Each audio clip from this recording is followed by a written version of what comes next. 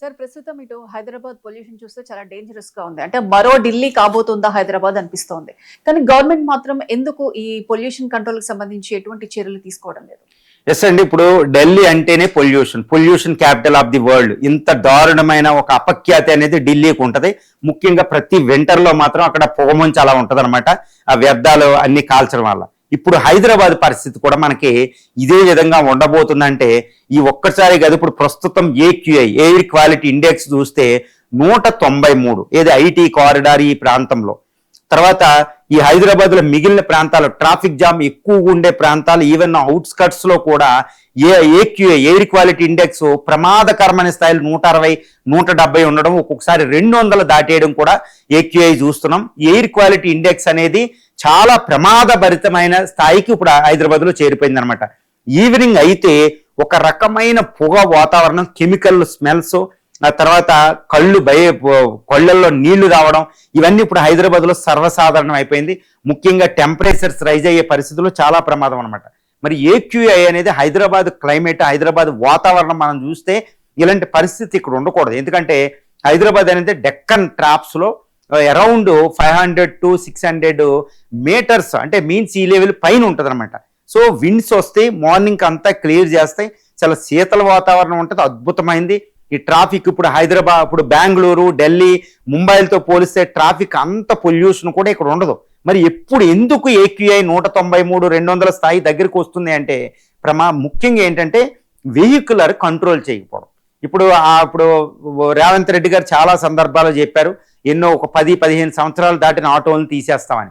అది జరగదు. ఎందుకంటే ఆటో యూనియన్లకే భయపడే స్థాయి ఇక్కడ ఉందన్నమాట. ఆటోలు ఇప్పటికీ మన రోడ్ల మీద చూస్తుంటే చాలా దారుణమైన పొగ కక్కుని వెళ్ళిపోతూ ఉంటాయి. డీజిల్ వాహనాలు ఢిల్లీలాగే ఇక్కడ నిరోధించాలి, డీజిల్ వాహనాలు వస్తూనే ఉంటాయి, చాలా దారుణం. ఈవెన్ మెట్రో వచ్చి చాలా పొల్యూషన్ స్థాయి తగ్గించిన వెహికులర్ ఇంకా పెరిగిపోవడం వల్ల వెహికులర్ పొల్యూషన్ చాలా ఎక్కువగా ఉంది. దాని మీద నియంత్రణ లేవు, నెంబర్ 1. నెంబర్ 2 ఏంటంటే ఇప్పుడు గ్యాస్ సరఫరా కొంచెం అడ్డగించబడి కొంచెం కొరత రావడం వల్ల కట్టెల పొయ్యిలు మొదలైనవి. ఈవెన్ ఐటీ కారిడార్లో సెంట్రల్ బిజినెస్ డిస్ట్రిక్ట్ లాంటి ప్రాంతాలైనా, అప్పుడు అబిడ్సి ప్రాంతాలు, ప్రతి హాస్టల్లో, ప్రతి హోటల్లో, ఈవెన్ రెస్టారెంట్లో కూడా కట్టెల పొయ్యిలు. ఈ కట్టెల పొయ్యిల వల్ల ఏక్యూఐ అనేది కొంచెం పెరగడం.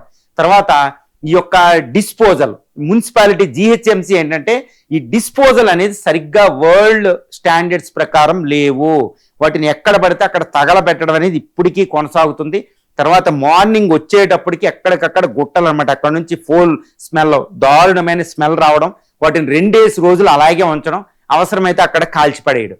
వీటన్నిటి వల్ల ఇక్కడ ఏక్యూఐ అనేది చాలా భయంకరంగా దెబ్బతింటుంది. ఇప్పుడు హైదరాబాద్లో ఇది గ్రౌండ్ వాటర్ పొల్యూషన్ కూడా అవుతుంది.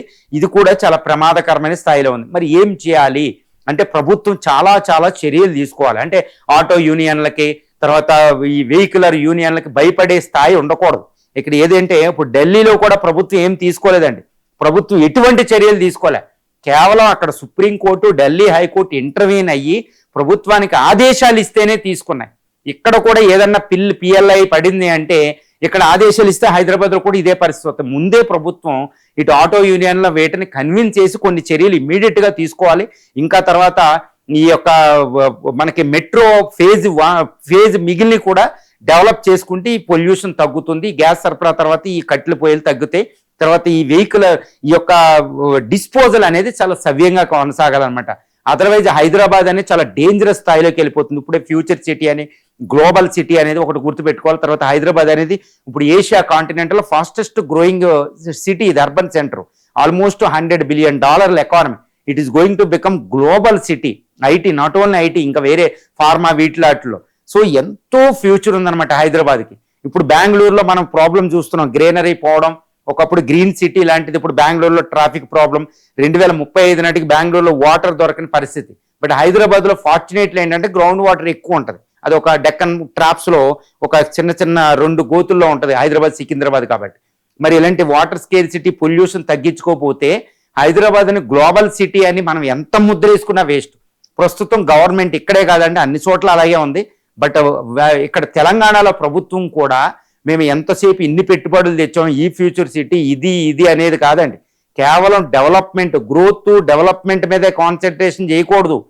ఎన్విరాన్మెంటల్ ప్రొటెక్షన్ మీద చేసుకోవాలి. ముఖ్యంగా చెట్లు పెంపకం, రోడ్ల మధ్యలో మీడియన్స్లో చెట్లు కూడా ఇక్కడ ఉండవు. ఉన్న చెట్టులు నరికేయడం, చెట్లు పెంపకం సిటీలో అర్బన్ ట్రీ ప్లాంటేషన్ అనేది చాలా ఎక్కువ ఉండాలి. మీడియం ప్లాంటేషన్ అని ఇలాంటివని. తర్వాత జపాన్ నుంచి కొన్ని కాన్సెప్ట్లు మనం తెచ్చుకోవాలి, గ్రీనరీ ఎలా పెంచాలో. తర్వాత అర్బన్ ఫారెస్ట్ అనేది డెవలప్ చేయాలి, పార్కులు డెవలప్ చేయాలి. ఇప్పటికి హైడ్రా కాస్త వాటర్ బాడీస్ని రక్షిస్తుంది. తర్వాత బయట కూడా కొంచెం చేసుకోవాలి. ఇలా ఎన్నో చర్యలు తీసుకోవాలండి. అంటే ఇదేంటంటే not only economic growth, environmental protection, అంటే సస్టైనబుల్ డెవలప్మెంట్ అనేది ఇక్కడ హైదరాబాద్లో ఫోకస్ చేయాలి. ఇంతవరకు గవర్నమెంట్ నోట్లోంచి సస్టైనబుల్ డెవలప్మెంట్ అనే వర్డ్ రాలేదంటే గవర్నమెంట్ చాలా ఇగ్నోర్ చేస్తుంది ఎన్విరాన్మెంటల్ ప్రొటెక్షన్. ఇప్పుడు ఏక్యూఐ అనేది ఒక మెసేజ్ అనమాట, ఇది ఒక గుణపాఠం. దీని నుంచి వెంటనే చర్యలు తీసుకోవాలి మనం.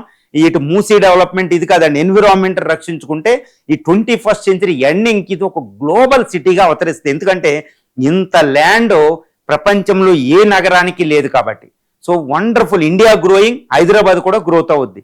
ఎన్విరాన్మెంట్ రక్షించుకోకపోతే ఏక్యూఐ ఎలా ఉంటే ఇది కూడా ఇటు worst polluted city of the globe లాగా తయారవుద్ది అనమాట. సో ఇది ఒక గుణపాఠంగా ఏక్యూఐని తగ్గించుకుని ప్రజలకి మంచి వాతావరణాన్ని కల్పించగలిగితే ఇది ఒక గ్లోబల్ సిటీ అవుతుంది.